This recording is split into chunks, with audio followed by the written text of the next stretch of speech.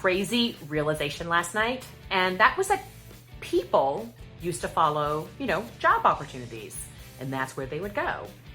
And I just realized that now people often follow housing. That's where they choose to live now.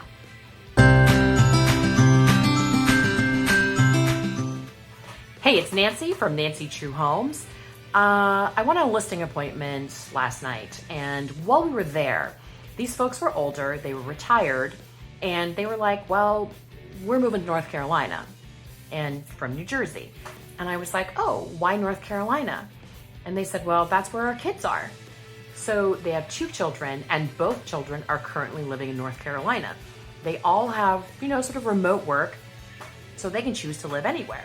So rather than staying up here in New Jersey where the house prices are expensive because of our inventory issues, they went down to North Carolina, found themselves a pretty decent house for about $250,000, bought it, and now they're sort of living comfortably, and they're trying to get their parents to come down to be with them.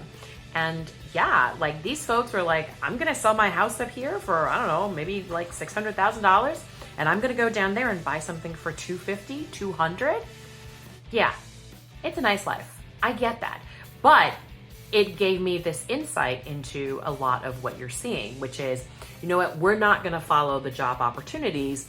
We're going to follow the housing where we can have a good life, where it's not going to be overly expensive to live, and then we'll figure out the job situation from there.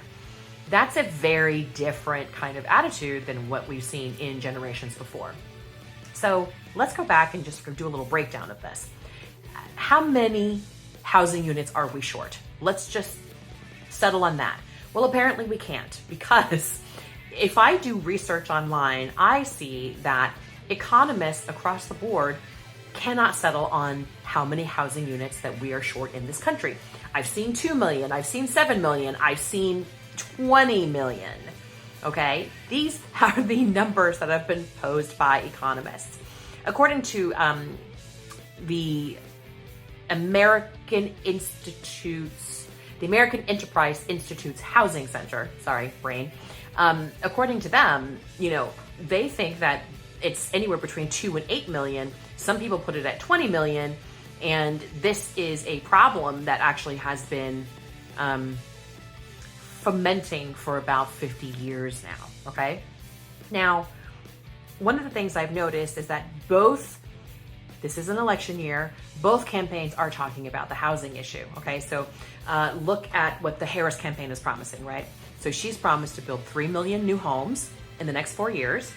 She wants to provide up to $25,000 in first-time homebuyer assistance. She is proposing, tax breaks for builders that are working on building specifically first-time homebuyer housing. She wants incentives for builders who build rental housing, and these are some of the the basics. The Trump campaign is promising something different. So they are promising that they're going to reduction in illegal immigration, which should return housing stock back to the inventory. They want to develop new construction on federal lands.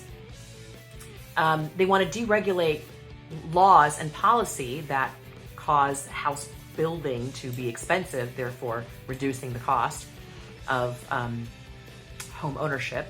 And they all want to offer tax incentives to promote home ownership. Well, I have, these are, sort of disparate things. Of course, my first thought in relationship to the Harris campaign is, okay, they're talking about 40 million in incentives. Where is this money coming from? These are things that I'm very curious. Is that going to be hit? Are we going to get hit from a tax-based perspective? I don't know, just curious. And as for Trump's, I need more specifics as to how you would do all these things. And then, of course, then we go back and ask, how are you paying for this? Too, just like with both parties. I don't know. The immigration question also leaves me with some concern, because a lot of the folks who come in through immigration, they provide a significant workforce talent, especially when it comes to the trades. And that could affect our ability to build houses if we lose a ton of tradesmen all at once. So this kind of feels like it's a little more complicated than just that. We know that housing supply is definitely a thing this year, okay? We know it's important. 21 states have a total of like 50 bills on the docket this year in relationship to, housing supply concerns. So the cost of living from a macro point of view, I'm just gonna put this out there. The cost of living from a macro point of view, okay? Where you live is connected to everything else. I'm trying to figure out how to say this. Like where you live ultimately will do certain things. Like it narrows your exposure to jobs or food or friends or school or, all these things, right? It's called the housing theory of everything. And that is a really big lever that moves people's lives, right? So the idea is that, so let's say, for instance, you live within spitting distance of New York City, right? If you live within spitting distance of New York City, you probably have access to more jobs, more variety of jobs, and possibly access to a job where there's significant upward mobility. Just because this is where you live and there's, access to a large metropolitan that has a lot of opportunity involved. Now let's pretend I grow up in rural Arkansas. If I grow up in rural Arkansas, I might not have access to necessarily the best schools and upwardly mobile jobs. And the hard part is that if I'm not making enough money and I aspire to move to outside of Chicago because I think there's going to be opportunity for me there, but I can never make enough money to get myself there because the cost of housing is so much, then I'm essentially trapped in the environment that I'm in.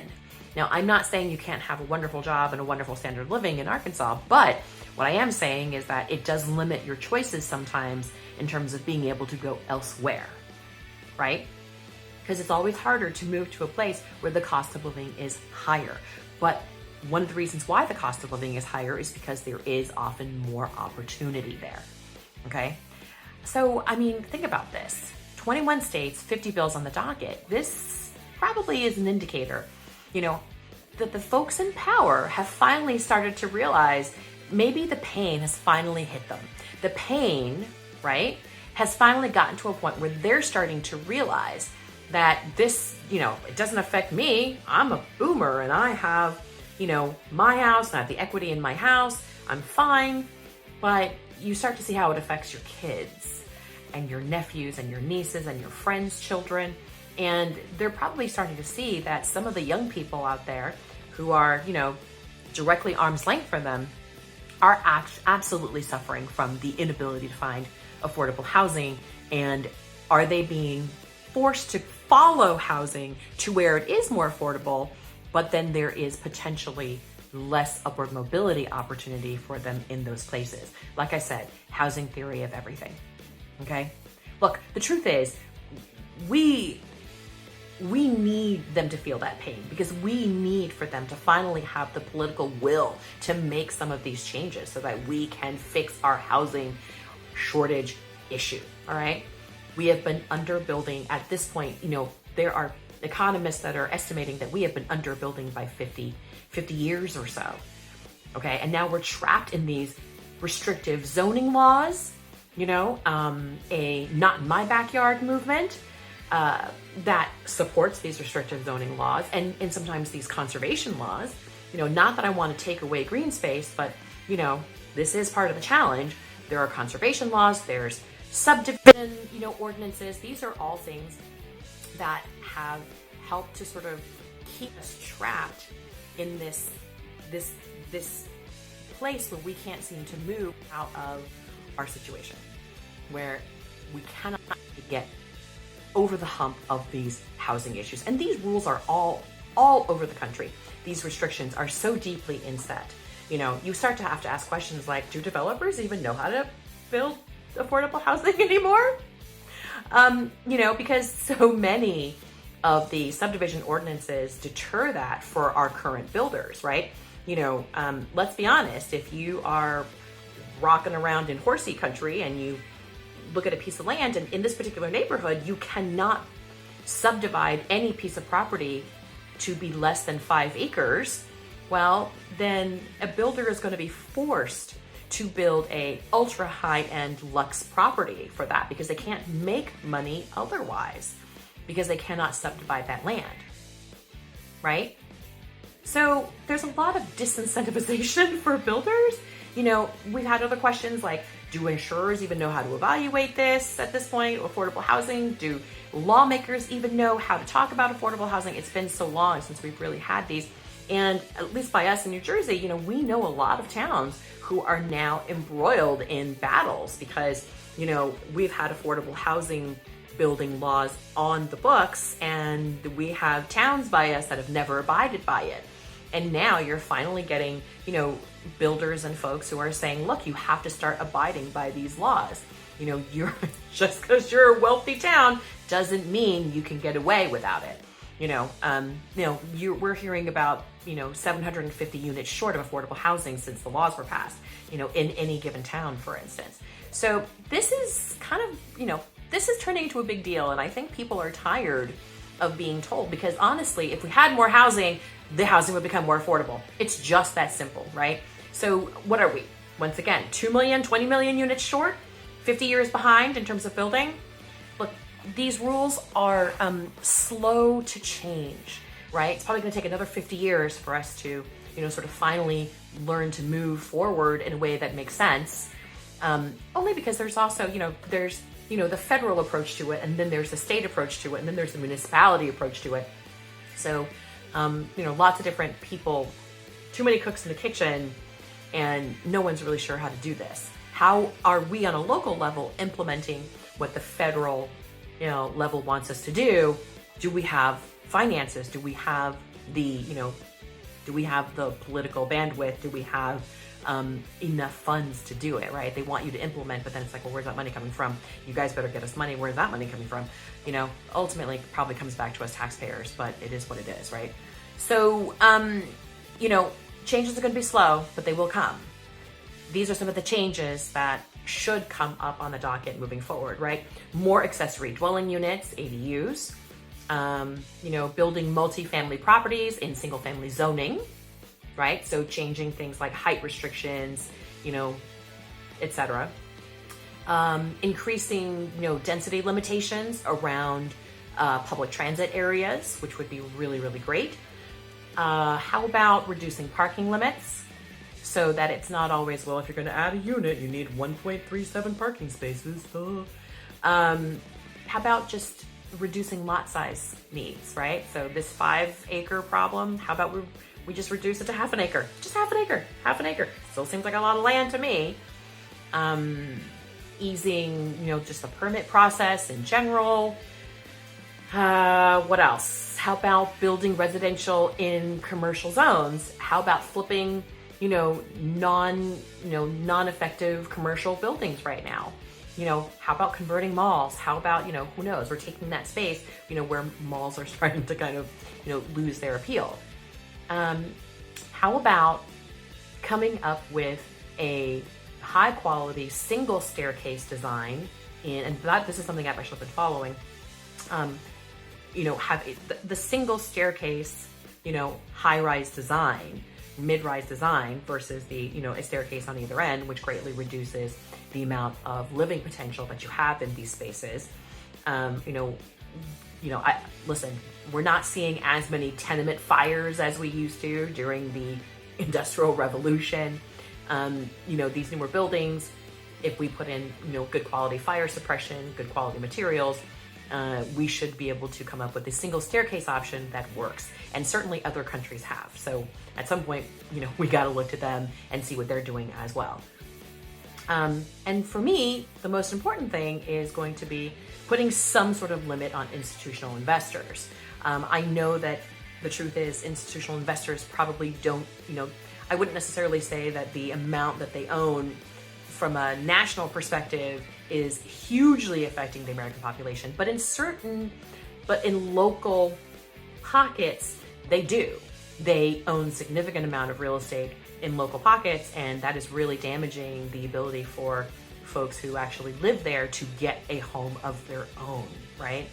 They just don't have the cash to match. They just don't have the term capability and the speed capability, and some limitation on institutional investors, I think, will alleviate this problem for some places, okay? So I think, what is all of this about? Well, I've been thinking about what these campaigns are promising, and I think about that 3 million housing units, for instance, that Kamala Harris is proposing. You know what? That's great. I want to see 3 million housing units. That probably, that takes a little dent out of that 20 million unit housing shortage potential thing that we have. But I just want to know, how is that going to be distributed, for instance? Like, I'm going to tell you right now that in my marketplace, I'm New Jersey, by us, we are incredibly short on housing units because, as you guys know, because I've talked to you about it before, we are the suburban intake state for 3 major metropolitan areas. We need help with housing.